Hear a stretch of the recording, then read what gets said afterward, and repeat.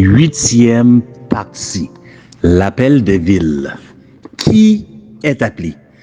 À partir de la lumière que Dieu m'a donnée, je sais que sa cause présente a grandement besoin de vivants représentants de la vérité biblique. Les pasteurs ordonnés ne peuvent seuls suffire à la tâche.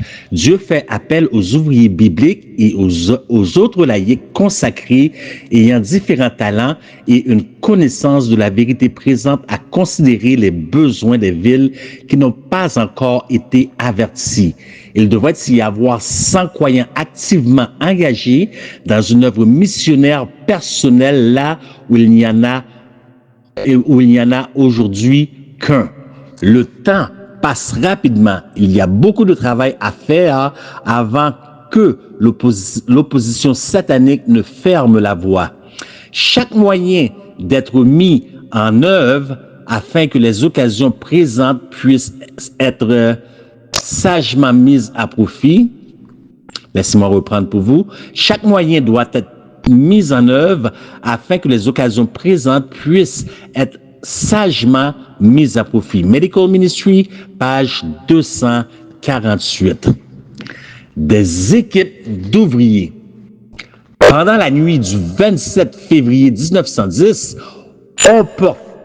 un portrait me fut donné dans lequel les villes qui n'avaient pas été évangélisées me furent présentées avec un réalisme saisissant et je fus clairement instruit du fait qu'il devrait y avoir un changement marqué par rapport à nos méthodes antérieures de travail. Pendant des mois, la situation a été marquée dans mon esprit et j'ai demandé avec insistance que des équipes soient organisées et diligemment formées pour travailler dans nos villes importantes. Ces ouvriers devraient travailler 2 par 2 et devraient se rencontrer de temps à autre pour raconter leurs expériences, prier et planifier des manières d'atteindre les gens rapidement et ainsi racheter le temps si cela était possible. Manuscrit 10, 1910. L'importance de pénétrer dans les grandes villes se présente encore à moi. Pendant plusieurs années, le Seigneur nous a présenté ce devoir et pourtant, nous ne voyons comparativement que peu de choses accomplies dans nos grandes agglomérations. Si nous n'entreprenons pas cette œuvre avec détermination, Satan multipliera les difficultés qui ne seront pas faciles à surmonter. Nous sommes très en retard dans l'accomplissement de l'œuvre qui aurait dû être faite dans ces villes. Trop longtemps négligée. L'œuvre sera maintenant plus difficile qu'elle ne l'aurait été il y a quelques années. Mais si nous entreprenons l'œuvre au nom du Seigneur, des barrières seront brisées et des victoires décisives seront remportées. Dans cette œuvre, des médecins et des ministres de l'Évangile sont nécessaires. Nous devons supplier le Seigneur et faire de notre mieux, avançant avec toute l'énergie possible pour ouvrir une brèche dans les grandes villes. Si par le passé, nous avions travaillé selon les plans du Seigneur, de nombreuses lumières en train de s'éteindre brilleraient avec éclat. Medical Missionary, page 301, 302. Racheter le temps. Les terribles désastres qui s'abattent sur les grandes villes devraient nous pousser à une activité intense pour donner le message d'avertissement aux gens de ces centres densément peuplés, tandis que nous en avons encore l'opportunité. Le temps le plus favorable pour la présentation de notre message dans les villes est passé. Le péché et la méchanceté augmentent rapidement et il nous faut maintenant racheter le temps en travaillant encore plus vaillamment. Medical Ministry, page 310. Un puissant mouvement. Il n'y a aucun changement dans les messages que Dieu a envoyés par le passé. L'œuvre dans les villes constitue l'œuvre essentielle pour ce temps. Quand les villes seront couvertes comme Dieu voudrait qu'elles le soient, le résultat révélerait la mise en opération du plus puissant mouvement dont on n'a jamais été témoin. Medical Ministry, page 304. L'œuvre missionnaire médicale est une porte par laquelle la vérité doit entrer dans de nombreux foyers urbains. Council on Health, page 556. Enseigner avec simplicité et foi. Le Seigneur parle à son peuple en ce temps-ci, disant: pénétrez dans les villes et proclamez la vérité avec simplicité et foi. N'introduisez aucune doctrine étrangère dans votre message, mais dites les simples paroles de l'évangile de Christ que tous, jeunes ou vieux, peuvent comprendre.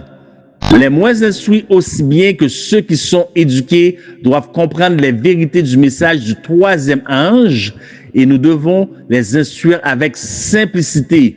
Si vous voulez approcher les gens d'une manière acceptable, humiliez vos cœurs devant Dieu et apprenez ses méthodes. Avec sympathie et tendresse. Nous gagnerons beaucoup d'instructions pour notre œuvre en étudiant les méthodes de travail de Christ et sa manière d'aborder les gens. Dans le récit évangélique, nous avons le compte-rendu de la façon dont il travaillait pour toutes les classes et comment, en œuvrant dans les villes et les cités, des milliers de gens étaient attirés à lui pour écouter son enseignement. Les paroles du maître étaient claires et distinctes et elles étaient dites avec sympathie et tendresse. Elles portaient en elles l'assurance que la vérité s'y trouvait. C'était la simplicité et la sincérité avec lesquelles Christ travaillait et parlait qui attiraient tant de gens à lui. Le grand maître fit des plans pour son œuvre. Étudier ces plans, nous le trouvons voyageant de place en place, suivi par des foules d'auditeurs intéressés. Lorsqu'il le pouvait, il les entraînait hors des villes bondées dans la quiétude de la campagne. Là, il priait avec eux et leur parlait de vérité éternelle. La sympathie que Christ a toujours exprimée pour les besoins physiques de ses auditeurs en gagnait plusieurs à répondre positivement aux vérités qu'il cherchait à leur enseigner. Le message de l'Évangile n'était-il pas de plus grande importance pour cette foule de 5000 personnes qui l'avaient suivi pendant des heures et restaient suspendus à ses lèvres?